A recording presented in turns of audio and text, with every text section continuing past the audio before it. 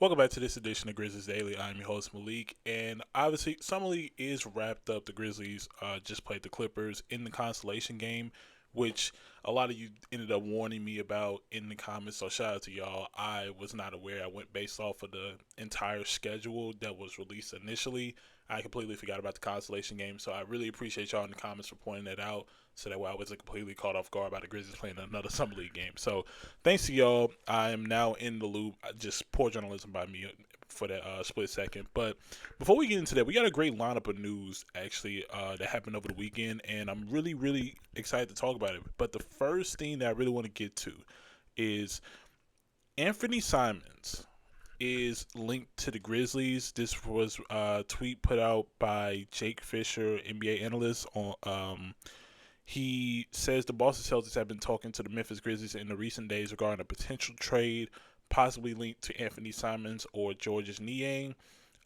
In that conversation, finding it right now, basically there were talks of essentially Grizzlies possibly giving KCP up, but I am here to say that I don't think I gotta be honest with y'all. I as y'all know, I entertain rumors all the time.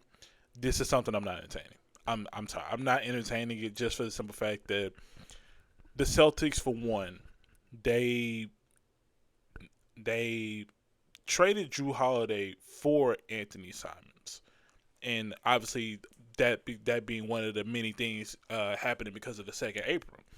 But I just don't see why the Celtics want to give up Anthony Simons, and then I really don't see why the Grizzlies would trade for Anthony Simons. Great player, excellent player, but with the way the team is with the way the team and the roster looks right now, Anthony Simons doesn't really fit, and I mean that because you got rid of Cole Anthony, who, in my opinion, is in the same wavelength as Anthony Simons or similar at that.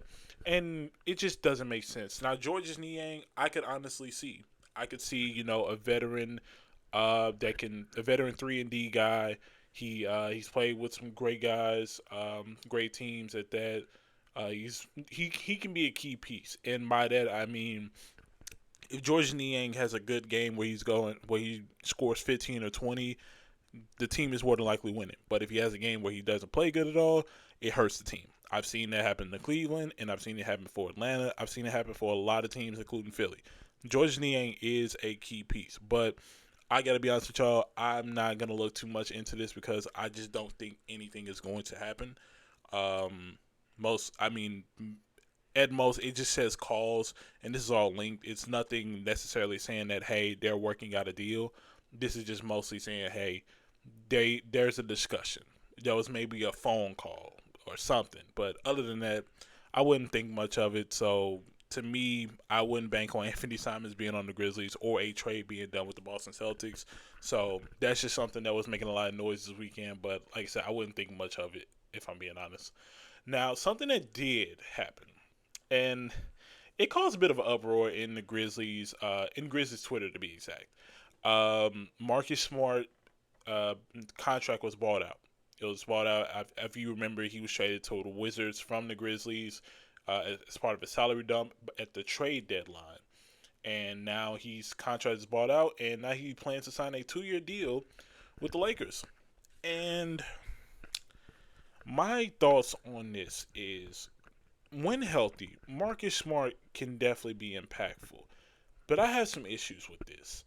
One being the fact that during his Grizzlies stint, Marcus Smart clearly wanted a bigger role. In fact, that's why he kind of didn't want to play on the Celtics still, was because he wanted a bigger role.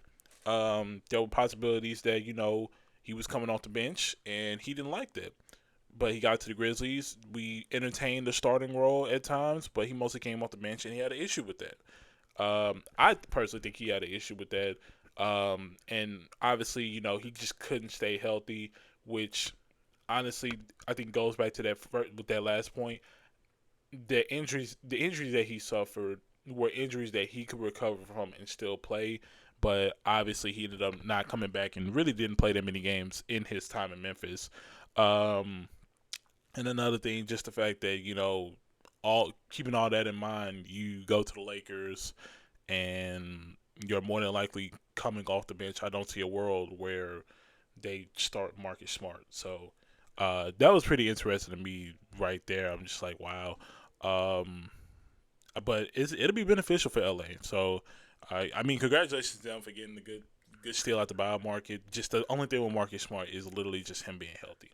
It's just him being healthy, and just bringing something to the team, I guess. So the Lakers, they get better, I guess. So I find it funny that the Lakers now they have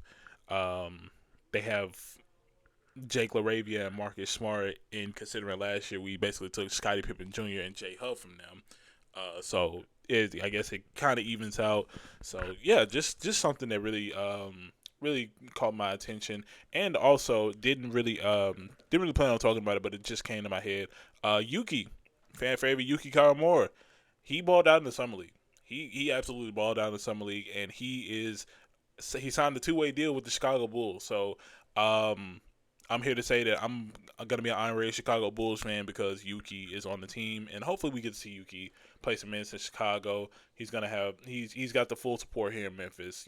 Yuki was a person that really brought in that Japanese audience to the Grizzlies, and it showed. No matter where you went, people wanted Yuki in the game. The Grizzlies could be losing by a lot or winning by a lot, but guess what? As long as Yuki is in the game, that's all that matters. So congratulations to both of them. Can't wait to see what they do on their next teams. Now, bringing it back to the Grizzlies, actually, referring to the Grizzlies making moves to add to the team, the Grizzlies announced Saturday that PJ Hall, I said Saturday, Sunday, the Grizzlies announced that PJ Hall signed a 2-way deal to join the Grizzlies. And in that same deal, basically they waived Zion Pulling, which is something that I got to be honest, I completely expected. We talked about it in the last episode. I don't think there's a world where the Zion Pulling experiment continues in Memphis, and clearly they thought the same way. So Zion Pulling is on waivers, able to be picked up by anybody, and PJ Hall is now on the Grizzlies. So PJ Hall had a pretty good summer league. I'm working to get his stats right now, but I honestly don't really have an issue with PJ Hall. I've actually had the luxury of seeing PJ Hall play in person when he was at Clemson. The Tigers won, of course, because shout out to the Tigers. But yeah, really good player. He stretches the floor. He's somebody that reminds me of a how do I describe a PJ Hall? He reminds me of someone that can be similar. He can play like an Adam Morrison, if you remember how Adam Morrison plays back in Gonzaga. But he also, in the post, reminds me a bit of a Drew Timmy. So this is just college comparison right here. So he reminds me a bit of Adam Morrison and a Drew Timmy combo. He could definitely space the floor. He's got a pretty decent 3-point shot. Pretty good in the post. He can also drive pretty good for someone his size. I've seen that during summer league. Overall, I like the pickup. I think seeing him develop and giving him an opportunity, capping off a good summer league with the Grizzlies, I like it, and I can't wait to see the opportunity that he gets. Clearly, the team likes what they saw. I liked what I saw, so I got nothing against this move. I definitely like it. Obviously, there's I think another 2-way contract on the table, and let's be honest, I think we all know who that contract is probably going to. But I mean, PJ Hall, I got no issues. I really don't. I like the move. I like the fact that they're getting into another developmental piece for the front court. So can't wait to see how it turns out, and hopefully he develops into something that we could possibly see on the main roster. Who knows? The league is unpredictable, and the Grizzlies are unpredictable themselves. So we've seen it all before, and we probably haven't seen the end of it at all. Now back into the summer league. Like I told y'all warned me that it's actually not over. So right here, I have the stats to the game against the Clippers, the consolation game. The Grizzlies actually ended up winning. This game was pretty much a blowout. It's really not much to take away from the game.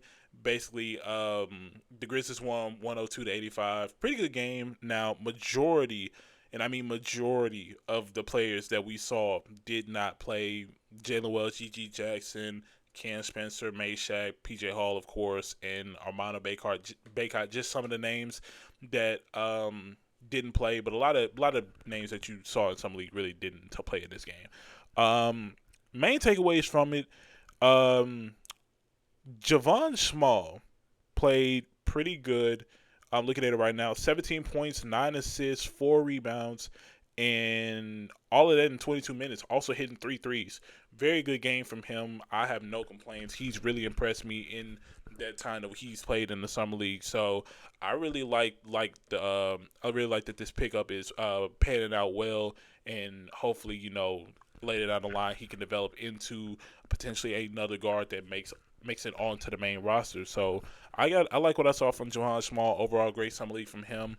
Another notable name that really stood out in summer league and in this game was Tyler Burton right there. Tyler Burton, I found the stats right here. In this game, he played 23 minutes, scored 20 points, 7 rebounds, and went 8 of 14 from the field. He's balled out the entire summer league. I'll just be honest. He's balled out the entire summer league. I mean, it's not a surprise to me. It's caught me off guard because I usually try to tap into the Memphis hustle when I can, but when I did see him play in person, he was pretty good. So seeing that game translating into a thing like the Summer League, it shouldn't come as a surprise, but to the average audience, they may not know who Tyler Burton is. And he's a very good player.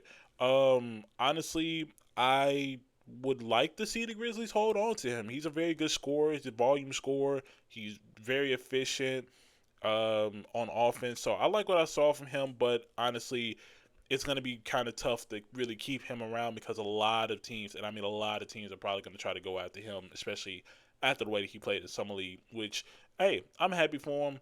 Can't really have any complaints. So shout out to him. Really, that's really all I have from Summer League. I mean, I kind of gave y'all my takeaways, and really, it kind of checks out because majority of the players that we really focused on, they didn't even play the last game. So there you go. But other than that, Summer League officially wrapped up. A lot of these guys that we pointed out during Summer League that had good performances, I would say be on the lookout for them to get training camp deals as training camp approaches. So yeah, just be on the lookout for that. And obviously, as we learn more, I would definitely bring that to you guys as time goes by. But for this edition of Grizzlies Daily, that is a wrap.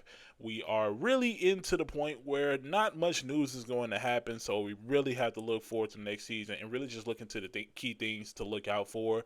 And I can't wait to talk about it. I can't wait to get y'all's opinions.